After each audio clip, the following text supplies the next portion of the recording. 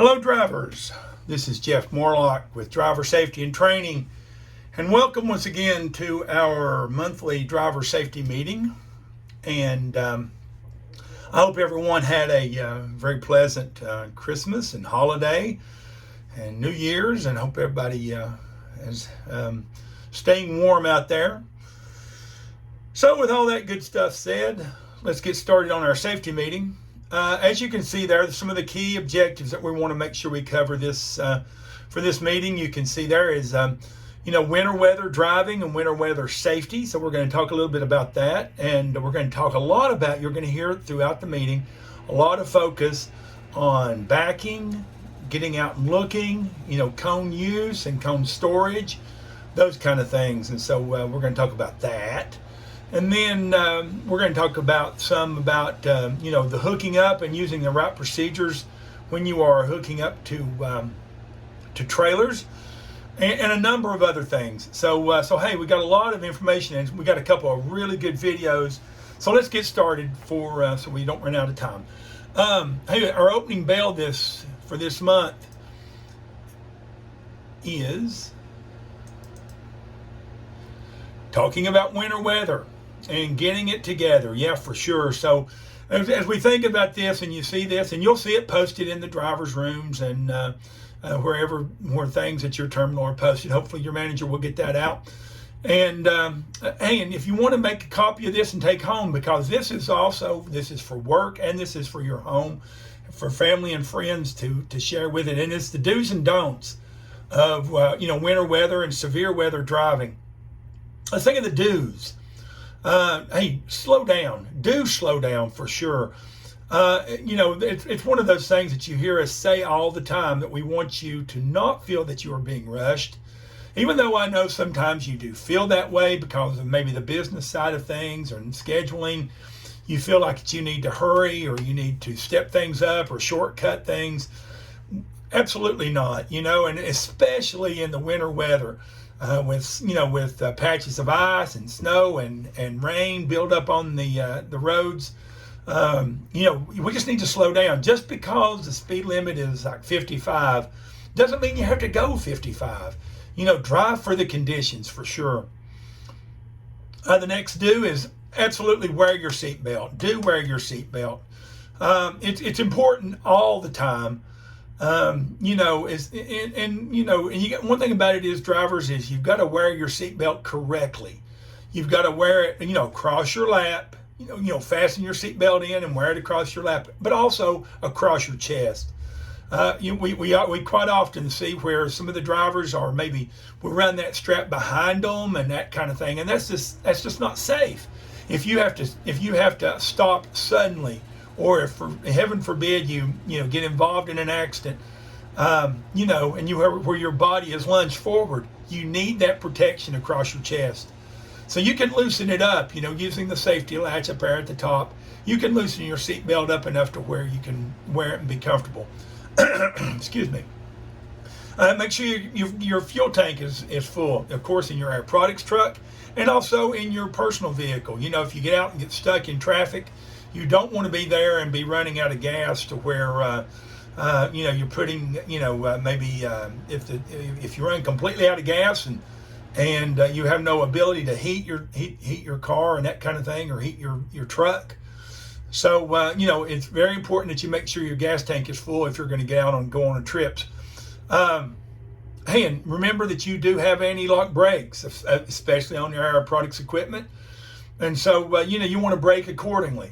Okay, now let's think about the don'ts. Okay, don't use handheld devices, and that means don't hold them in your hand.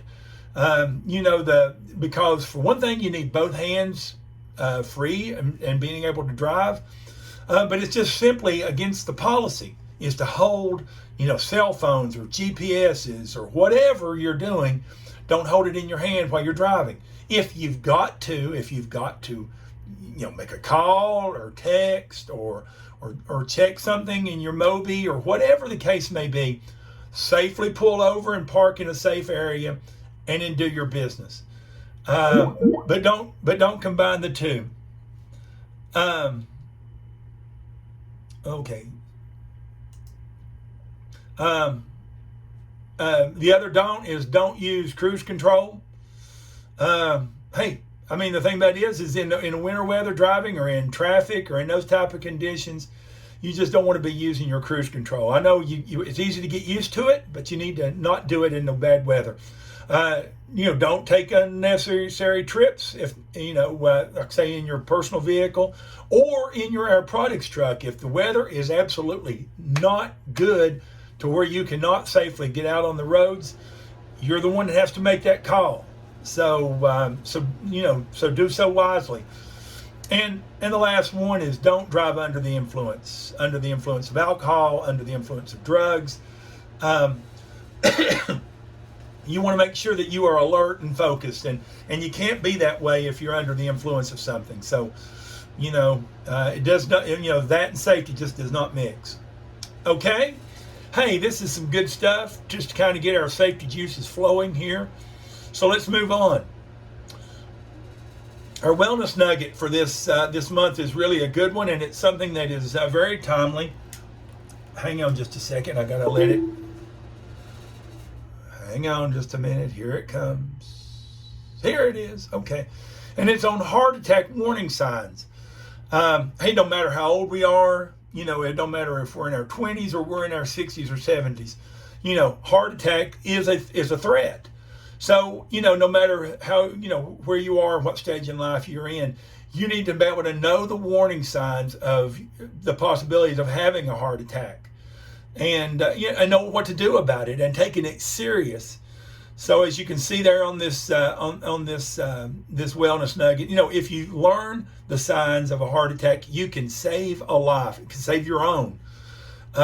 Many heart attacks start slowly, with a mild pain or a discomfort. So you want to be alert to those and take it serious. Take warning signs. And know that if it gets don't wait. That's what happens to a lot of times. You think it's indigestion or it's some kind of pulled muscle or something, and you try to count it off, and what you're doing is you're doing damage to your heart. So you want to make sure that you take it serious. If you need to call 911, do so. You don't need to be driving. You need to call 911, keep yourself under control and calm down. And wait for the ambulance to arrive. But make sure you let others know about it. Let your managers know. Let your family and friends know. Whatever you need to do, so others know that you are having some kind of warning signs. What are those signs? You can see here in red. Chest discomfort that lasts for more than a few minutes, or it goes away and comes back. And we're talking about pressure. The squeezing sensation in your chest, a fullness or a pain. You hear a lot of people say it's kind of like having an elephant sit on your chest. So, if you feel that pain, once again, just don't discount it thinking, it was what I had for lunch, or it was maybe that exercise I did yesterday or something, which it's easy to want to maybe discount it off, but take it serious once again. What if you have that pain in one or both arms, or your back, or your neck, or your jaw, or your stomach? Hey, if you have that, and they say especially in your left arm, but both arms. So you be alert to that. Shortness of breath, cold sweats, nausea, and lightheadedness. All those are warning signs. So hey, you're going to see this posted in the driver's room.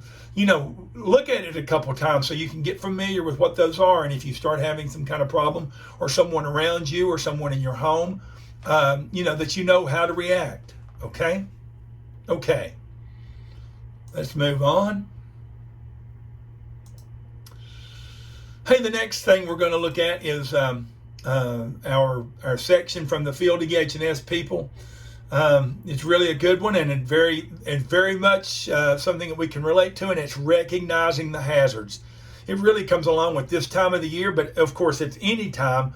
But it don't matter if it's walking, or you're offloading, or you're getting fuel, or you're walking from your truck to a truck stop, or whatever you may be doing.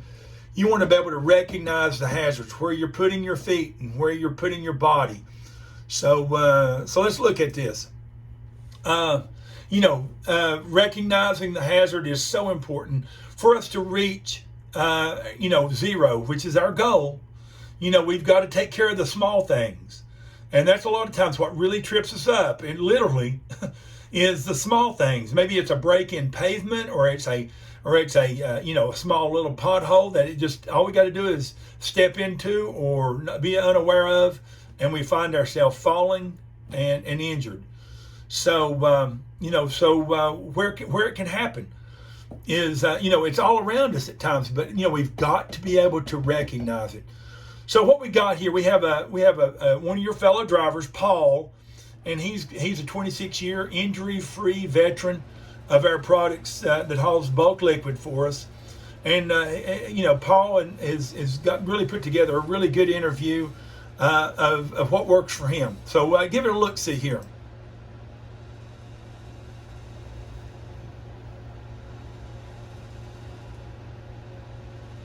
Hang on just a second. Yeah, when I go to a tank, I'm not looking to find fault with everything. I'm just looking to see how can I make this delivery without getting hurt. Yeah.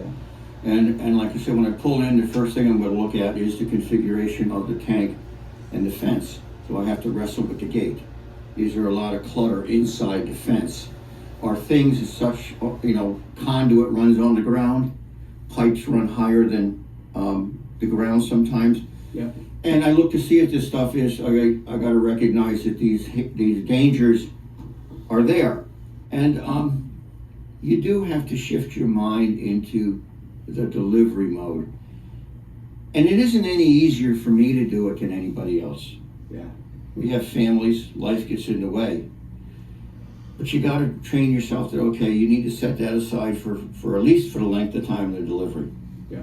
Do it, and then just go on about your way. Yeah. I mean, we have people here, their products that's worked here their entire career, never got hurt. It can be done. Yeah, I think that one of the issues with us older drivers is we get complacent. We've been doing this for so long, and it's very easy to forget. Yeah. And not focus on what you're doing.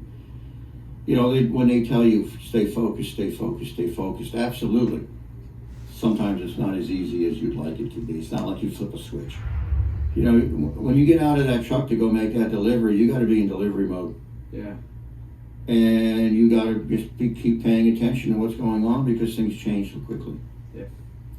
No, I mean, I don't want to get hurt. Okay, I don't want to get hurt. Right. Yeah, that's what it comes down to. I don't want to get hurt. So, no, we go into these sites, we go into these chemical plants and stuff like that, and you have no idea what you're going to run into. And somebody's been making deliveries in here safely, so there's no reason I can't. Yeah. There's no reason I can't. We've been given the information, we have been given the training, and we have the support. Yeah. So the only thing left in it is me. It's the only component left is me. All right. Hey, good job, Paul. We appreciate that. And drivers, this runs true with all of us. I mean, your manager, your driver safety people. Hey, we can talk until we turn blue in the face, but that don't mean anything. It has to be you out on the job, out driving, out delivering, and doing all the things that you do throughout your trip. You've got. I mean, it's up to you to stay focused. And like Paul said, hey, it can easily be done. It can, hey, it's not some kind of trick or magic. It's just really paying good attention to what you do every day. So let's look at just some good examples here. Let's discuss how you can make every step a safe one. This is a rhetoric, I should say. Asked team members for specific examples. So let's just think of, here's just some examples of some conditional hazards, and you see them every day. And that's like shadows that obscure, the loading pad edge. A lot of times, maybe it could be a shadow that just because of the way the sun is hitting or or the way the shadows fall, you're not seeing certain things around the loading pad. Uneven surfaces, small curbs or protruding pylons, metal to concrete surfaces. A lot of times you can see those big metal plates that are laid over holes or places where they're doing some work. And hey, if you're not paying attention, you could trip over that where that edge is, or you could hit that metal all of a sudden and it's slick because it's gotten wet or it's gotten icy. Oh boy, and that can really be something. A loss of balance, while you're exiting the cab. You got to keep in mind, drivers, a lot of times you've been in the truck for an hour, a couple, 2 or 3 hours driving. And so now all of a sudden you're getting on your feet and you're climbing down, down onto the ground.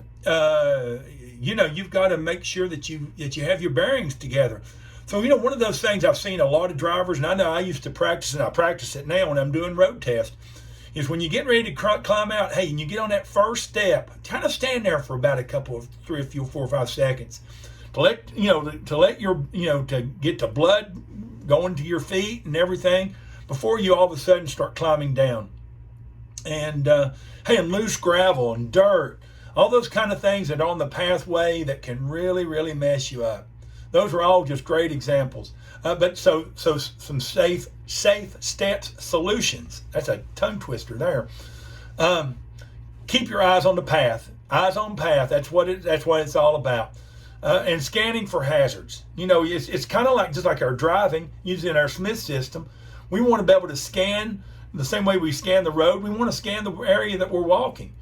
And also, as Paul was talking about a minute ago in the video, a lot of times there was like conduit or there's piping down at our feet. And so we might be caught up looking at the tank or looking at, where we're getting ready to make the delivery and walk right over something and trip ourselves up.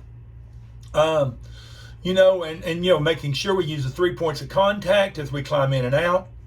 Look at the ground before you take that final step down out of the truck. Make certain that your muscles are ready. You want to make sure as you want to start out slow. You don't want to just take off jogging.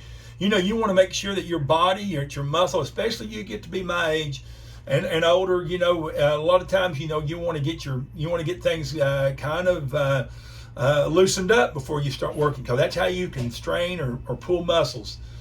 Final couple of thoughts there is, use extra precaution, when you're dealing with elevated surfaces, especially climbing up ladders or step ladders or, climbing up on any kind of a platform. And of course, always keep in mind that stress and fatigue and trying to hurry, all it does is just, it accelerates your chance of having a mistake happen, to where you maybe slip and fall or pull a muscle or strain your back. Remember use your ergonomics that you've been trained with. Okay. Hey, let's look at a couple of the things that have happened with some of our drivers this past month. We had a driver down in Decatur that was offloading liquid hydrogen in Ashland at the facility. And as the driver was going about loading, unloading, and removing the load hose out of the holder off the side of the trailer, those liquid hydrogen hoses, they can be heavy and cumbersome and stiff. So this driver was trying to get the hose into position to where he could hook it up. And in doing so, he kind of got his feet kind of tangled around in the hose. And then when it came time to make some twisting maneuvers, down he went. And he injured his foot. You can see the picture down here in the bottom corner, kind of the area. And you can imagine how painful that would be and what kind of rehab is going to be happening. So some of the lessons learned is follow the procedures. Follow the procedures. Think before we act, without a doubt. Industrial ergonomic best practices tell us to ensure that we have a secure footing before we start pulling and pushing. Okay? Hey, the other one that happened was with a Middletown driver. This Middletown driver was doing a simple maneuver of opening a hood and using the, on a Mac, it's grabbing a hold of the bulldog. And so when the driver did that, it was, I guess he was not in the right position when he immediately felt pain in his elbow bicep area and had to release the hood. Recordable injury happened from this. And so, once again, we want to make sure that we're stretching and we're warming up our bodies and using leverage points. You know, look before you start doing this kind of thing, looking for a leverage point that you can put your foot on, because those Mac hoods can get heavy. You can see the numbers where we are. Hey, that's not what we want. I mean, we're having 2 a month. We got to get this thing under control where we're having zeros. So it's, once again, drivers, it's up to you. It's like we're seeing down here in the bottom corner. We want to make it safe and we want to make it personal, because absolutely every day we want to make it home. So, so drivers, these are just great suggestions. It's up to you. Okay, let's move on. The ergonomic top 10 list. You know, as we've been doing for the last few months, this is from the home office in Allentown, Pennsylvania. It's the Air Products Driver Ergonomics top 10 list. And since David Letterman couldn't be with us, it's up to me here. So, number 10 was the seat design. Number 9 was, making good ride-ups. Number 8 was using valves correctly. Number 7 was load line, the height and the hose heights.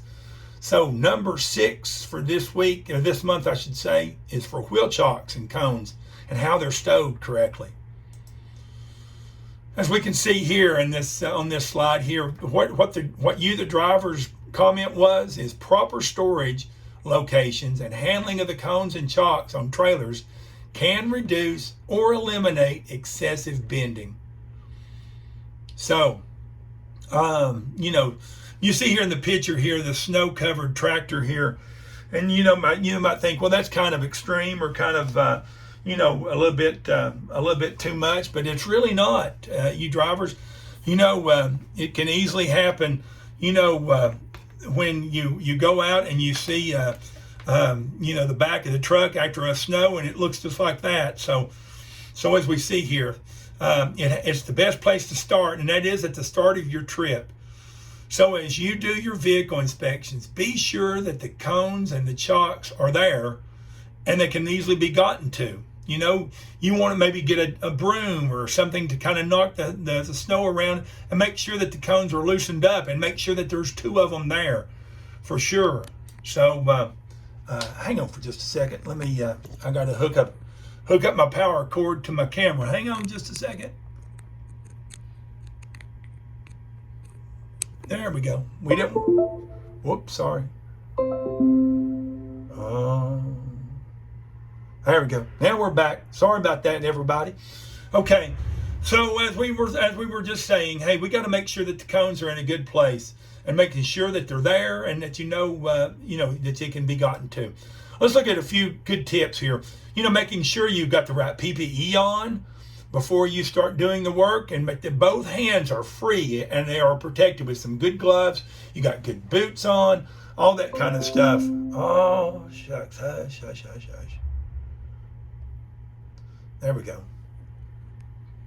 Okay, and hey, once again, you got to have both hands free to do the work. Make sure you're using good posture, and that when you're standing there getting cones or you're getting your chocks, that you have your feet lined up underneath you, then you're not leaning over in a really weird way to where you could possibly strain your back. Be sure that the cones and chocks are free and loose, like I just said. And if the location of the chocks and cones are not to where they are ergonomically safe, please bring it to the attention of your manager and to your driver trainers. That way we can do something about it. Maybe we can look at some optional places.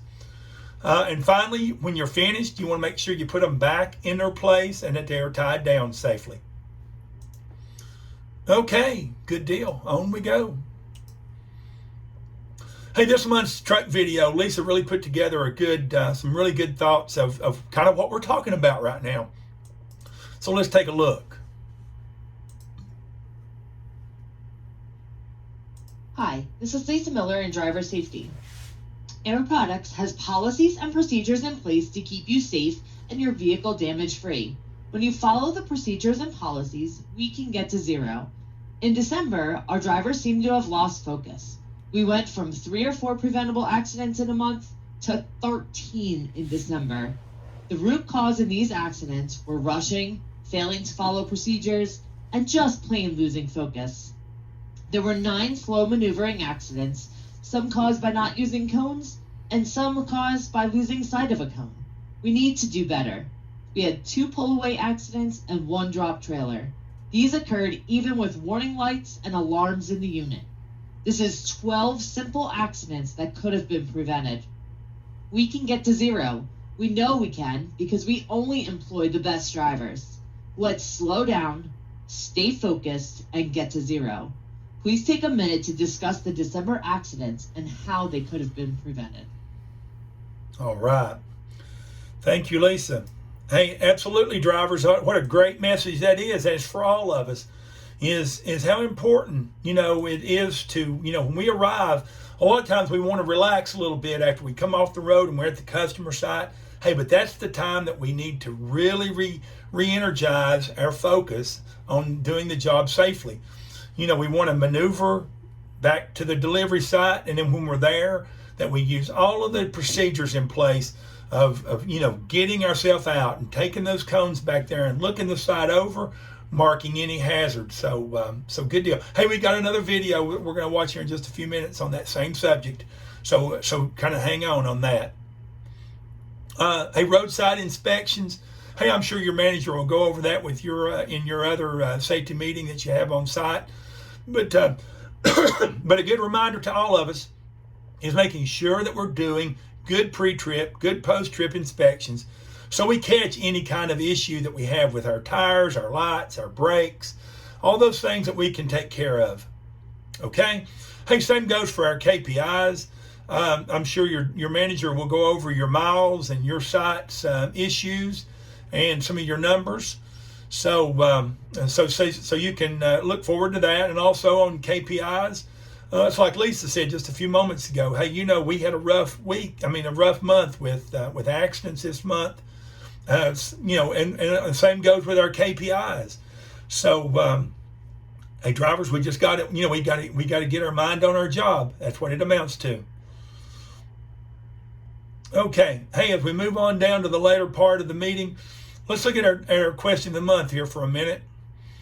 And this is something that you drivers, if you're hooking and unhooking, it don't matter if you're hooking to a liquid tanker, to a tube trailer, or what, that you've got to follow the procedures on the hookup.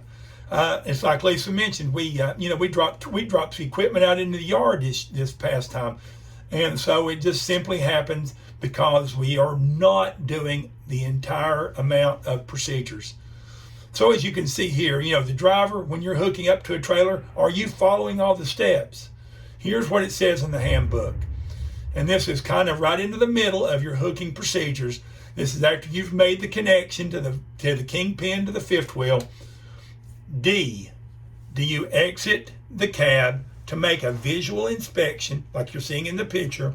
A flashlight is recommended to ensure that there is firm contact between the upper and the lower halves of the fifth wheel and that the jaws are completely engaged. Okay?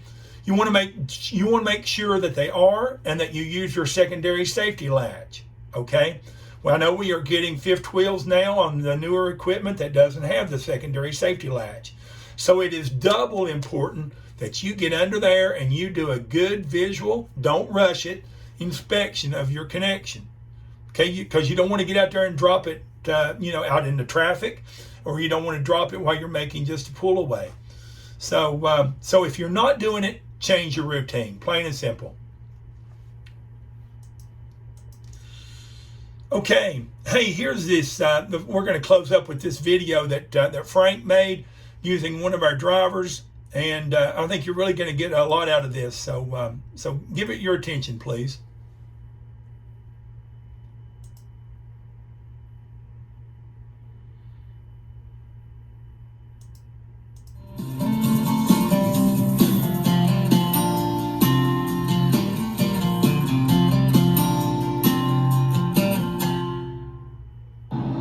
Hello drivers, it's Frank Brock with Driver Safety, and today we're in LaPorte, Texas with driver Ernesto Coy. And today we wanted to take some time to spend a few minutes with you discussing one of the most infrequent tasks you as a driver do here at Air Products, and that's backing. Backing accounts for less than 1% of the time you spend behind the wheel of one of these trucks. However, backing accounts for over 70% of our preventable accidents in the fleet.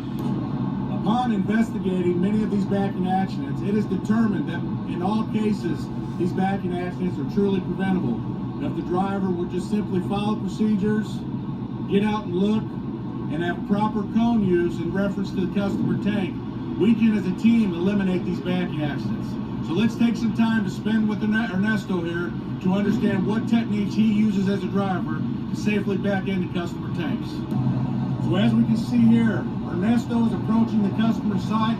Let's go take a look at what techniques he's going to use to access this customer tank. Let's go.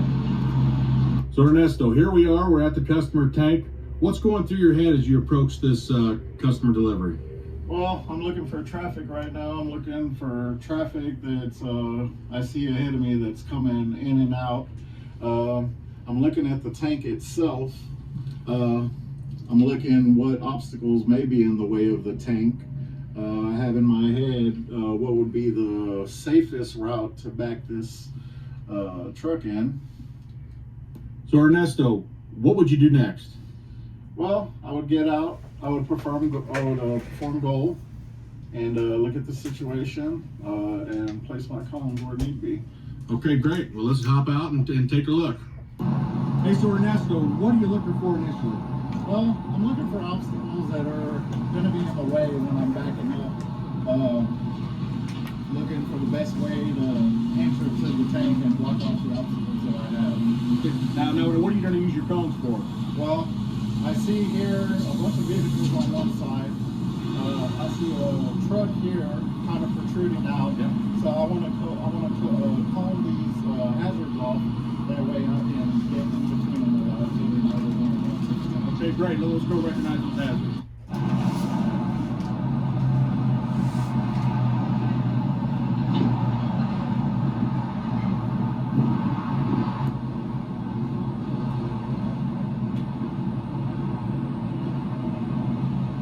All right, so Ernesto, here we are. We're at the customer tank. Walk us through what your routine is to ensure proper cone placement. Well, first thing I want to do is I want to come up to the tank. It's best to get as far away from the tank as you can. There's no reason to get up on it. We have a 10-foot to 12-foot hose. So the farther away you can stay from the tank, the less likely you're going to hit him. So what I'm going to go ahead and do is I'm going to place the cone maybe about 7 or 8 feet from the low bar. Okay. So identify my low bar.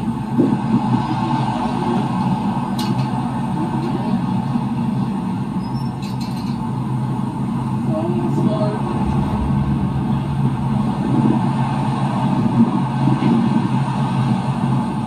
Right about here. Now by placing my cone here, I'm steering clear of the two posts that are right there. Steering very clear from it. Hey, great job. Hey, so as Ernesto said, proper cone placement is key. One of the biggest mistakes we see drivers make is they don't place their cones properly. They either place them too far apart or too close together. So as you, being the driver up in the driver's seat, it gives you limited visibility and eventually you lose sight of one of your cones. So having proper cone placement is key. So as you know, 2 cones is recommended. One of the first approaches is you place 1 cone where you want it to be, and you want to make sure you have the proper width in accordance to the trailer that you have. So right here, we place them about the proper length. Another preferred method of proper cone use is the swinging gate method. It's a proven fact that the human eye detects motion better than it detects depth. So as you see here, we have the swinging gate method. So as we're backing to this cone, you have more room for error in case your trailer gets off track, as well as when you back and your trailer hits this cone, it's going to push this cone.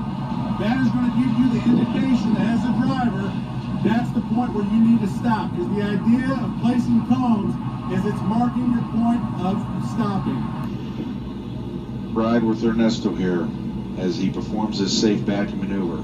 First, you'll see he's swinging his tractor wide, making sure that he sets himself up for success early. This is incredibly important anytime you're performing a backing maneuver. Your initial setup is key in order to backing safely.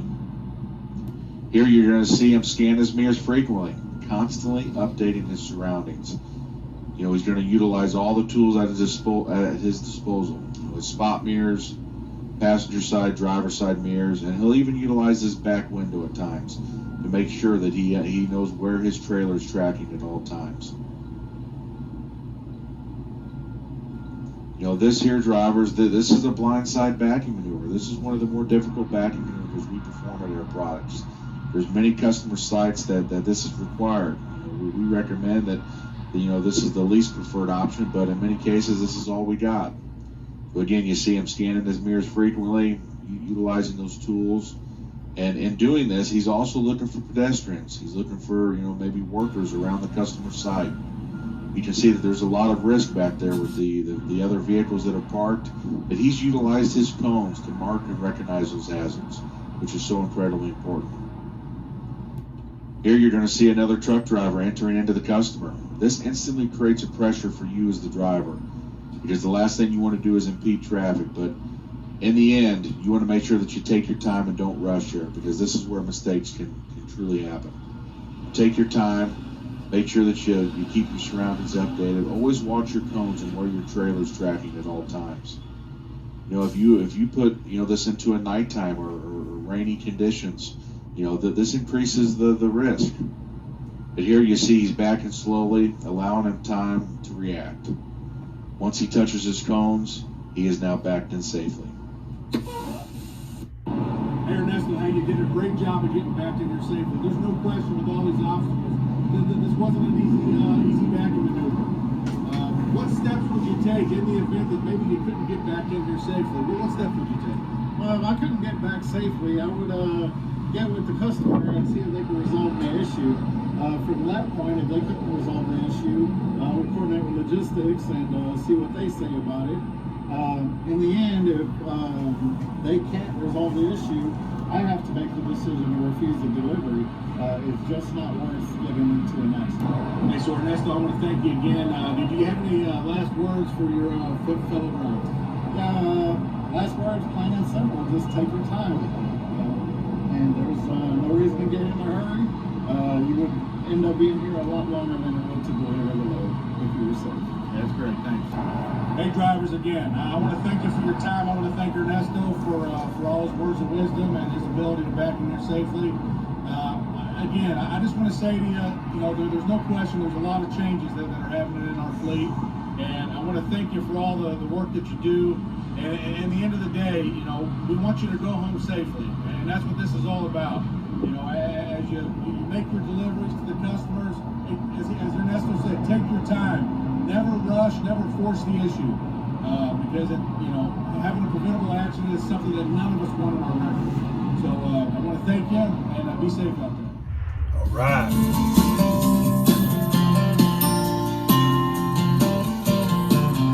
Good job, guys. Great radio. Hey, think about it. Think about it, drivers. I mean, there's a lot of great information right in there. So that's it. Hey, and there, of course, here at the bottom is a thing here for the shop people to take a look at. But as we kind of backtrack ourselves as we close this thing out, you know, hey, once again, hey, think about your backing. You know, take your time, use those cones, and think about what you're doing. Don't rush it. Don't rush it. And hey, it's I can't say more about that. And you know, as we thought about our question of the month, you know, when you're making up a hook, you know, you're hooking up, follow the procedures. That's it. Just follow. Look in your driver handbook. Your driver handbook is easy to find in your phone. They're in the knowledge base. Look it up. It's right there in vehicle operations, number 14. Look it up and remind yourself of the hooking and the unhooking procedures and follow them closely. Hey, your KPIs, I mean, hey, we didn't have a great month, but I mean, hey, the thing about it is we're still better than the rest. So, hey, we got a good group of drivers throughout the entire fleet, so we got a lot to be proud of. And we're having a good year. We just kind of had a bad month. So everybody, you know, let's just keep our head up and we'll get better. as we proceed in 2022. Do those pre-trip, post-trip inspections, and stay focused, as the video talked about. And think about your cones. Where your cones and your chocks are, making sure that they are, accessible, and that you use good ergonomics when you're getting them in and out of the holders. And recognizing the hazards, that goes along with everything we're talking about. Hey, the wellness nugget, of course, for this month was on heart attack awareness. And so, if you see any warning signs with you or your family or friends, hey, be alert to it and take it serious. It's better than to it not be than to discount it and it be something very serious. And finally, our opening bell, as we were, and we're all engulfed right now in the winter weather. So, hey, be smart out there. Hey, this is Jeff Morlock, and hey, it's good as always to be with you during your safety meeting, and I hope you have a great month, and we will talk again in February. So, adios, amigos.